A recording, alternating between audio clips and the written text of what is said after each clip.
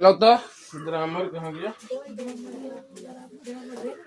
ठीक है, देखो सुनो, देखो अरे सुनो, हम लोग पढ़ रहे थे ग्रामर में फॉर्म क्लासेस और स्ट्रक्चर वर्ड पढ़ रहे थे। स्ट्रक्चर वर्ड है ना, हम लोग फॉर्म क्लासेस पढ़ लिए थे और स्ट्रक्चर वर्ड का परिभाषा भी पढ़ लिए थे।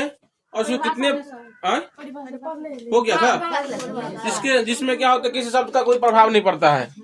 और ये भी देख लिए थे कि स्ट्रक्चर वर्ड को कितने भेद होते हैं, 10 को भेद होता है ना। तो उसके बाद फिर देखे थे उसको, पहला था उसमें लिखा हुआ था, पहला था डिटरमाइनर, दूसरा है प्रोनाउन, तीसरा है प्रीपोजिशन, चौथा ऑक्सिलरीज, पांचवा इंटेंसिफायर, छठा पढ़ लेते कंजक्शन, सातवां इंटरजेक्शन, आठवां पढ़े थे सेंटेंस कनेक्टर, और नौवां पढ़े थे सब ऑर्डिनेटर, और 10वां पढ़े थे क्वेश्चन वर्ड। तब हम लोग क्या करेंगे, बारी बारी सबका परिभाषा पढ़ेंगे, है ना। डिटरमाइनर क्या होता है, प्रोनाउन क्या होता है। प्रोनाउन आप लोग बचपन में पढ़ा होगा। सुनो, प्रोनाउन क्या होता है बताओ? जो नाउन के बदले में आता है उसको हम क्या बोलते हैं, प्रोनाउन। यहाँ भी यही परिभाषा लिखाएंगे। इसका एग्जाम्पल क्या हो जाएगा, आई हो जाएगा, यू हो जाएगा, माई हो जाएगा, ये सब क्या है, प्रोनाउन। उसके बाद प्रीपोजिशन क्या होता है, क्या हुआ, उसके बाद क्या प्रीपोजिशन भी पढ़े थे, ऑक्सिलरी भी पढ़ लिए थे हम लोग। हेल्पिंग वर्ब को हम लोग क्या बोलते हैं, ऑक्सिलरी वर्ब बोलते हैं। जैसे इसमें is, am, are, can, could, may, might, ये सब होता है, क्या होता है, ऑक्सिलरी होता है। हम लोग बारी बारी से क्या करते हैं, पढ़ते हैं। 10 को है ना, इसको 5 का डिफिनेशन हम लोग आज पढ़ लेते हैं। चलिए पहला देखिए क्या है, डिटरमाइनर।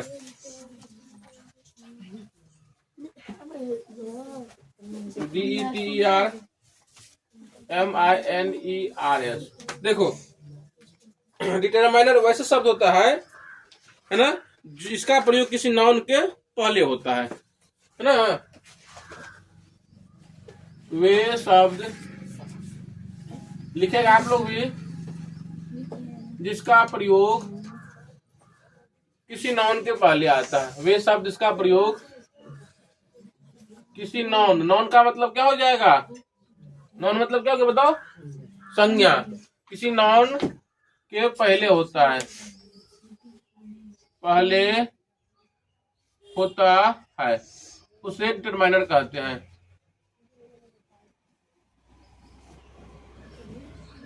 उसे डिटरमाइनर कहते हैं, है ना। जिसका एग्जाम्पल देख लीजिए क्या है ना। देखो, a an the my your बोलते हैं ना, your house, your pen, your school बोलते हैं ना। स्कूल सब क्या है, नाउन है। इसके बाद कोई ना कोई आता है, जैसे क्या बोलते हैं, माई शर्ट, है ना, माई साइकिल, माई फादर। तो माई के बाद भी क्या होता है, कोई ना कोई नाउन आता है। और एन द के बाद भी क्या होता है, कोई ना कोई नाउन आता है। हो गया, तो दूसरा परिभाषा पहला हो गया। अब दूसरा देख लीजिए, दूसरा होता है प्रोनाउन। हाँ, देखो प्रोनाउन का मतलब हिंदी क्या होता है, सर्वनाम होता है। सर्वनाम का परिभाषा क्या हो जाएगा, जो संज्ञा के बदले में आएगा। इसका परिभाषा क्या हो जाएगा, प्रोनाउंस का इंग्लिश में, वे शब्द, है ना, जो किसी वे शब्द जो किसी नाउन के बदले, वे शब्द जो किसी नाउन के बदले, है ना, प्रयोग किया जाता है, प्रयोग किया जाता है ना। देखो इसमें भी क्या आ जाएगा, इसका एग्जांपल इसमें लिख दो, क्या आता है, उसे प्रोनाउन कहते हैं, उसे प्रोनाउन कहते हैं, है ना। इसका एग्जांपल हो जाएगा, आई हो जाएगा, देखो माई इसमें भी आ जाएगा, है ना, माई इसमें भी आ जाएगा, यू हो जाएगा, ही हो जाएगा, सी हो जाएगा। अब बताओ, आई बताओ, ही किसके लिए आता है, लड़का के लिए आता है, ही और सी किसके लिए आता है, लड़की के लिए आता है। अगर इसे मान लो अगर इट लिखा रहेगा, इट क्या होता है, निर्जीव चीज के लिए, छोटे मोटे कीड़े मकोड़े होते हैं उसके लिए भी आता है ना। अब तीसरा देखिए, प्रीपोजिशन। हम भी तो करें, नया नियम कब से आ गया कि ही हो जाएगा लड़की के लिए। PREPOSITIONS prepositions.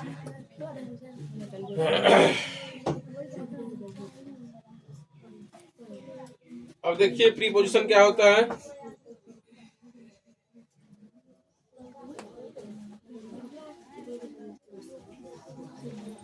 देखिए वह शब्द है ना, वह शब्द जो किसी नाउन या प्रोनाउन का संबंध, जो वह शब्द जो किसी नाउन या प्रोनाउन का संबंध वाक्य के अन्य शब्दों से जोड़ता है, वाक्य के अन्य शब्दों से जोड़ता है, वाक्य अन्य शब्दों से जोड़ता है, उसे प्रीपोजिशन कहते हैं, उसे प्रीपोजिशन कहते हैं।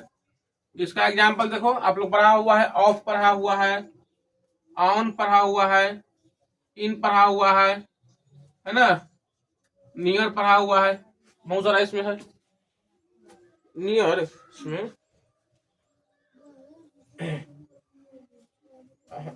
काट दो, अंडर कर देना, UNDER अंडर। देखो ध्यान समझना, प्रोनाउन का अलग एक चैप्टर ही है, पूरा डिफिनेशन पूरा विस्तार से प्रोनाउन को पढ़ेंगे। प्रोनाउन का अलग चैप्टर है, डिटरमाइनर पढ़ेंगे तो उसमें भी क्या पढ़ लेंगे आप लोग, एन द, और क्या है आर्टिकल है, आर्टिकल का क्या है चैप्टर ही है। तो सबके बारे में फिर बाद में क्या करना है, पढ़ना है, अभी बस उसका परिभाषा देख लेना है। चौथा देखो क्या होता है, ऑक्सिलरी चौथा होता है ऑक्सिलरी, AUXILIARIES। इसका एग्जाम्पल देख लीजिए, जितने भी हेल्पिंग वर्ब होता है ना, सभी को क्या बोलते हैं, ऑक्सिलरी वर्ब ही बोलते हैं। जैसे देखो इसमें लिखना, लिख दो, हेल्पिंग वर्ब को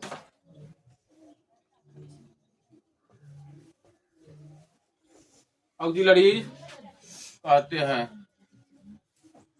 है ना, हेल्पिंग वर्ब को ऑक्सिलरीज कहते हैं। अब देखो इसका हेल्पिंग वर्ब क्या हो जाएगा, देखो इज हो जाएगा, एम हो जाएगा, आर हो जाएगा, है ना, हैज हो जाएगा, हैव हो जाएगा, वाज हो जाएगा, वेयर, मे,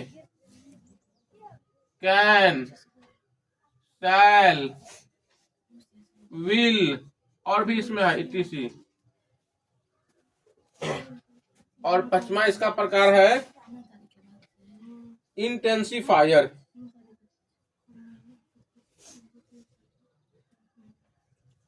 INTENSIFIERS इंटेंसिफायर।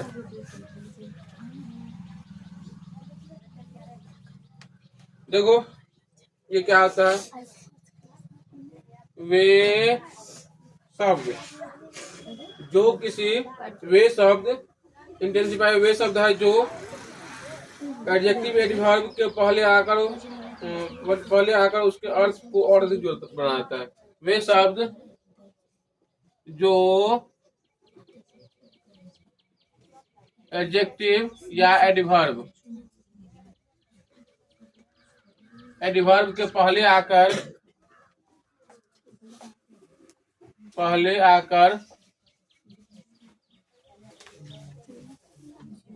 उसके अर्थ को, उसके अर्थ को और अधिक जोरदार बना देता है, और अधिक जोरदार बना देता है, उसे इंटेंसिफायर कहते हैं। इंटेंसिफायर कहते हैं, उसे इंटेंसिफायर कहते हैं। अब यहां देखो तो सुनो, बोलेंगे पुअर। पुअर क्या है? एडजेक्टिव है। पुअर क्या है? एडजेक्टिव। लिख देंगे वेरी पुअर। मतलब इसका मतलब क्या हो गया? बहुत गरीब। ये वेरी क्या हो गया? इंटेंसिफायर हो गया। पुअर को क्या कर दिया? और अधिक गरीब कर दिया। अब मान लो कोई ईमानदार है तो क्या बोलेंगे? ऑनेस्ट। ऑनेस्ट बोलेंगे। और उसमें लगा देंगे मान लो वेरी, तो क्या हो जाएगा? तो उसको और अधिक ईमानदार बना देगा। मतलब जो कहने का मतलब अधिक क्या करता है? उसमें परिवर्तन ला देता है ना, जोर डाल देता है, उसको हम क्या बोलते हैं? इंटेंसिफायर। इसका एग्जांपल देख लीजिए। वेरी, रैदर, वेरी, रैदर, मोर। मोर मतलब भी क्या होता है? अधिक। उसके बाद मोस्ट, मोस्ट, क्वाइट मतलब बिल्कुल, है ना। टू, टू मतलब क्या होता है? भी, etc। इतना आप लोग लिखेंगे। 5 को इसमें बच गया, 5 को फिर अगले दिन लिखाएंगे।